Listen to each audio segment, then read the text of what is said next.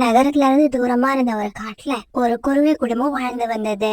இந்த குடும்பத்துல ஒரு அம்மா, அப்பா, அப்புறம் ஒரு பெண் குழந்தை, இவங்க 3 பேரும் வாழ்ந்து வந்தாங்க. இவங்க குடும்பம் ரொம்பவும் ஏழை குடும்பம். அப்பா குருவியான ராணா குருவி அந்த காட்டுல டீ வியாபாரம் பண்ணிக்கிட்டு இருந்தது. மழைக்காலம் வந்தா தன்னுடைய டீ கடையில வடை போண்டாவும் தயார் பண்ணி வியாபாரம் பண்ணும். அதனால மழைக்காலங்கள்ல இவங்க கடையில கொஞ்சம் நிறைய வியாபாரம் நடக்கும். ஒரு நாள் ராணா குருவி காலையில தன்னோட கடைக்கு போக கிளம்பிக்கிட்டு இருந்தது.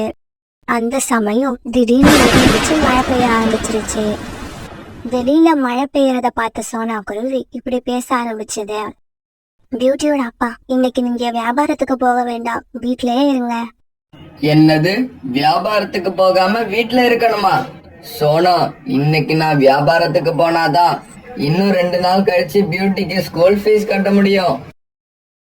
இப்படி சொன்ன ராணா குருவி பிறகு அந்த மழையிலும் தன்னோட கடையை திறக்க பறந்து போச்சு. அம்மா, அப்பா மழை பெஞ்சாலும் கடையை திறக்க போறாங்க, வெயில் அடிச்சாலும் கடையை திறக்க போறாங்க. நமக்காக ரொம்ப கஷ்டப்படுறாங்கல்ல. பியூட்டி, நீ சின்ன பொண்ணா இருக்கல்ல, அதனாலதான் நானும் அப்பாவும் கஷ்டப்படுறோம். நீ நல்லா வளர்ந்துட்டேன்னா அப்பாவையும் அம்மாவையும் கஷ்டப்பட விட மாட்டேன்ல. அம்மா, நான் பெரிய வேலைக்கு போயிட்டேன்னா அப்பாவையும் உங்களையும் எந்த வேலையும் பார்க்க விட மாட்டேன். பியூட்டி, நீ சொல்றத பார்த்தா சின்ன வயசுல நான் எங்க அம்மா அப்பா கிட்ட சொன்ன மாதிரியே இருக்கு.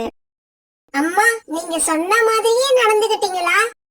இல்ல பியூட்டி, என்னால எதுவும் செய்ய முடியல. சின்ன வயசுல நம்ம மனசுல 1000 கற்பனைகள் வரும். ஆனா நம்ம பெருசானதுக்கு அப்புறம் அதெல்லாம் செயல்படுத்த முடியாது. நான் கொஞ்சம் பெருசா வளர்ந்த உடனே என்னை கல்யாணம் பண்ணி கொடுத்துட்டாங்க. அப்புறம் நீ வந்து கண்ணை மூடி கண்ணை திறக்கிறதுக்குள்ள எல்லாம் நடந்து முடிஞ்சிருச்சு. அப்புறம் கொஞ்ச நாள்ல ஏதோ ஒரு நோய் வந்து எங்க அப்பா இறந்து போயிட்டாரு. அவரு போய் 1 வருஷத்துல எங்க அம்மாவும் போயிட்டாங்க. தன்னோட வாழ்க்கையில நடந்த கதைய இப்படி சொல்லிக்கிட்டே சோனா குருவி அழ ஆரம்பிச்சது. டீ சாப்பிடுங்க சார், டீ சாப்பிடுங்க.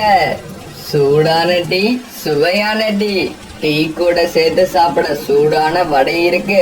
வடை பிடிக்காதவங்களுக்கு போண்டா இருக்கு. ராணா குருவி தன்னுடைய டீ கடையில இருந்து இந்த மாதிரி சத்தம் போட்டு வாடிக்கையாளர்களை கூப்பிட்டு இருந்தது.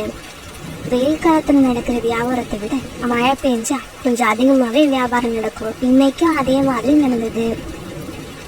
3 நாளைக்கு அப்புறம் ராணா குருவி வியாபாரம் பண்ணி வச்சிருந்த பணத்தை சோனா குருவி கிட்ட எடுத்து கொடுத்தது. சோனா, இதுல 1500 ரூபாய் பணம் இருக்கு. நான் அன்னைக்கு என்ன சொன்னேன்? இன்னைக்கு வியாபாரத்துக்கு போனாதான் ஃபீஸ் கட்ட முடியும்னு சொன்னா இல்லையா? அதே மாதிரி ஃபீஸ் கட்டுறதுக்கு பணத்தை கொண்டு வந்துட்டேன். பியூட்டியோட அப்பா, நான் இந்த தடவை பியூட்டிக்கு எப்படி ஃபீஸ் கட்டுறதுன்னு ரொம்பவும் கவலைப்பட்டுக்கிட்டு இருந்தேன். ஆனா நீங்க ஒவ்வொரு தடவையும் ஏதாவது மேஜிக் பண்ணி எங்களுக்கு கஷ்டம் இல்லாம பாத்துக்கிறீங்க. பிறகு பியூட்டி ஸ்கூல் ஃபீஸ் எடுத்துக்கிட்டு சந்தோஷமா ஸ்கூலுக்கு போச்சு. ஒரு நாள் ராணா குருவி வியாபாரத்தை முடிச்சுக்கிட்டு வீட்டுக்கு திரும்பி வராங்க. பயங்கரமா மழையும் காத்தும் வீச ஆரம்பிச்சது.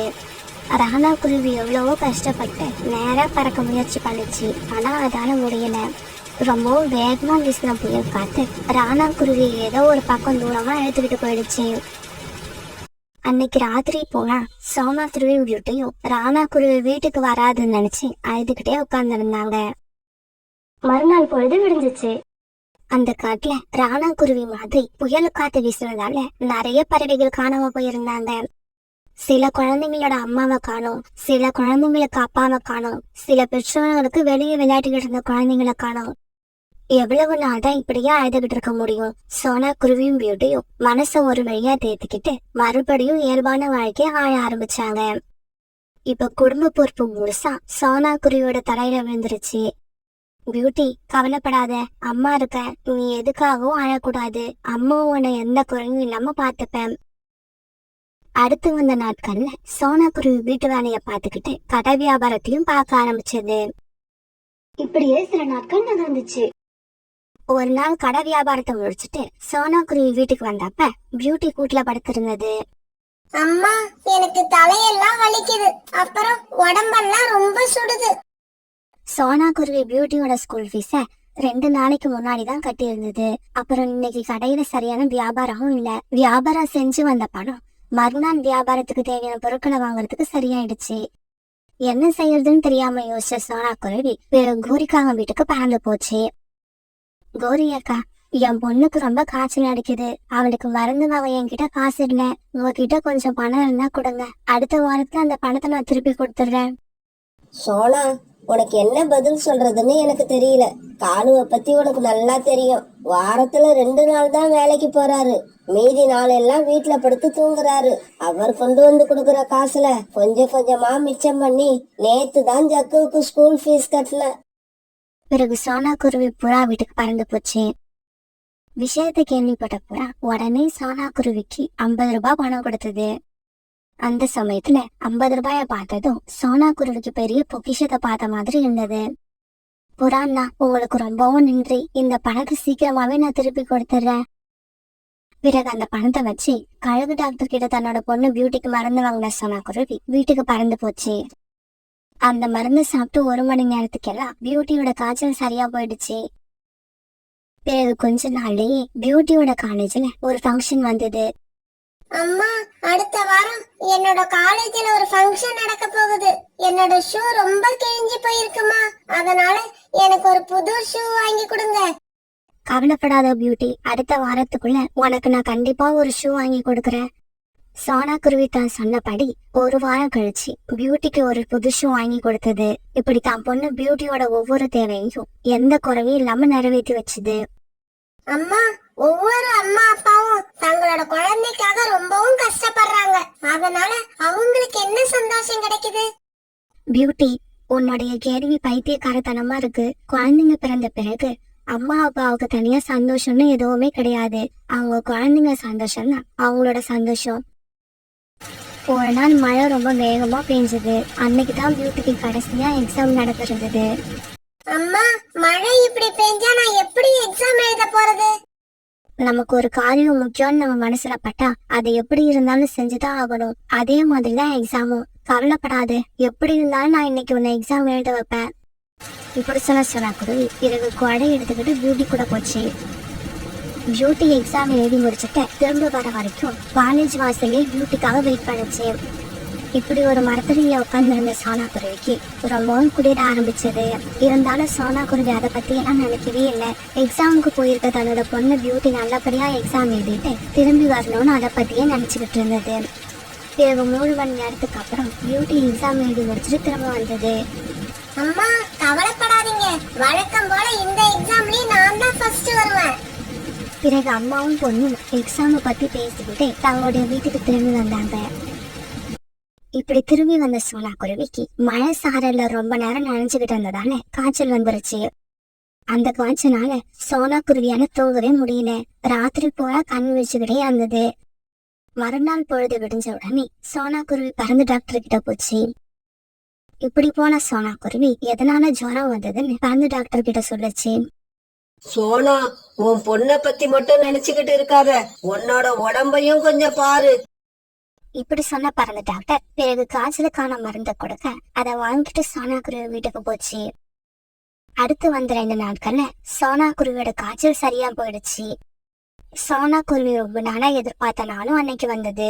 அதுதான் பியூட்டியோட ரிசல்ட் வர போற நாள். பியூட்டி எல்லா எக்ஸாமையும் ஃபர்ஸ்ட் கிளாஸ்ல பாஸ் பண்ணியிருந்தா. புராணா, என் பொண்ணு பியூட்டி எல்லா எக்ஸாம்லயும் ஃபர்ஸ்ட் கிளாஸ் மார்க் வாங்கியிருக்கா. கோரி அக்கா, என் பொண்ணு பியூட்டி தான் காலேஜ்ல ஃபர்ஸ்ட் மார்க். அதனால பியூட்டியையும் என்னையும் காலேஜ் பிரின்சிபல் தனியா கூப்பிட்டு பாராட்டினாரு. பியூட்டி காலேஜ நல்ல விதமா முடிச்சதால சோனா குருவிக்கு அப்படி ஒரு சந்தோஷம். பாக்குறவங்க எல்லார்கிட்டயும் அதை பத்தியே பேசிக்கிட்டு இருந்தது. சோனா, நீ இவ்வளவு சந்தோஷமா இருந்து நான் இது வரைக்கும் பார்த்ததே இல்ல. அப்புறம் கொஞ்ச நாள் பியூட்டிக்கு ஒரு நல்ல கம்பெனில வேலை கிடைச்சது.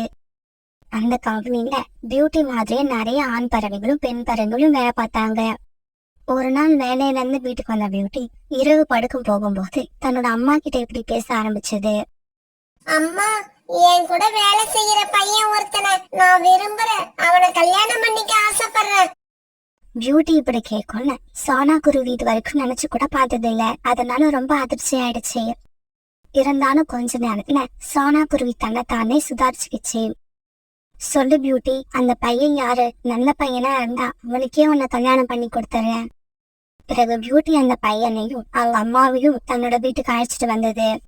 எங்க வீட்ல நான் என்னோட அம்மா நாங்க 2 பேர் தான் உங்க பொண்ணை கடைசி வரைக்கும் கண் கலங்காம காப்பாத்துவேன். பையனை சோனா குருவிக்கும் பிடிச்சு போனதால சீக்கிரமாவே அவங்க 2 பேருக்கும் கல்யாணத்தை பண்ணி வச்சது. கல்யாணம் முடிஞ்சு ரொம்ப நேரம் ஆகிடுச்சு. பியூட்டியை அழைச்சுக்கிட்டு மாப்பிள்ளையும் அவங்க அம்மாவும் அவங்க வீட்டுக்கு போற நேரம் வந்தது. ஆகாஷ், இது வரைக்கும் என் பொண்ணு என்னை பிரிஞ்சு இருந்ததில்ல. ஆரம்பத்துல அவளுக்கு கொஞ்சம் கஷ்டமா தான் இருக்கும். அந்த சமயத்துல நீதான் அவளுக்கு ஆறுதலா இருக்கணும். அத்தை, நீங்க உங்க பொண்ணை இப்பன்னு இல்ல எப்பவுமே பிரிய மாட்டீங்க. ஆகாஷ் என்ன சொல்ல வரான்னு சோனா குருவிக்கு புரியவே இல்லை. ஆகாஷ், நீ என்ன சொல்ற? சம்பந்தி, ஆகாஷ் என்ன சொல்ல வந்தான்னு நான் உங்களுக்கு சொல்றேன். என் பையன் உங்க பொண்ணு மேல ஆசைப்பட்டு கல்யாணம் பண்ணிக்க அவளோட சம்மதத்தை கேட்டிருக்கான். அப்ப உங்க பொண்ணு என்ன தெரியுமா சொன்னா? ஆகாஷ், எங்க அம்மாவை எந்த காலத்திலயும் நான் தனியா விட மாட்டேன். கல்யாணம் பண்ணனாலும் அவங்க ஏன் கூட தான் இருப்பாங்கன்னு சொல்லி இதுக்கு சம்மதம் இருந்தா என்ன கல்யாணம் பண்ணுங்க, இல்லன்னா நான் கடைசி வரைக்கும் எங்க அம்மா கூடவே இருந்துருவேன்னு சொல்லியிருக்கா. அதுவும் இல்லாம நீங்களும் எங்க கூட இருக்கிறதுல எங்களுக்கு ரொம்ப சந்தோஷம்தான். இதை கேட்ட சோனா குருவியோட கண்ணுல ஆனந்த கண்ணீர் வந்தது. தன்னோட பொண்ணை இழுத்து தான் நெஞ்சோட அணைச்சுக்கிட்டா. பியூட்டி, நீ சின்ன வயசுல சொன்னதை அப்படியே சாதிச்சுட்ட. அம்மா, உங்க காலம் வேற எங்க காலம் வேற. உங்க அம்மாவையும் அப்பாவையும் வச்சு காப்பாத்த முடியாம போயிருக்கலாம். ஆனா இப்ப அப்படி இல்ல. உண்மையான அன்புங்கிறது எவ்வளவு தடைகள் வந்தாலும் அதையெல்லாம்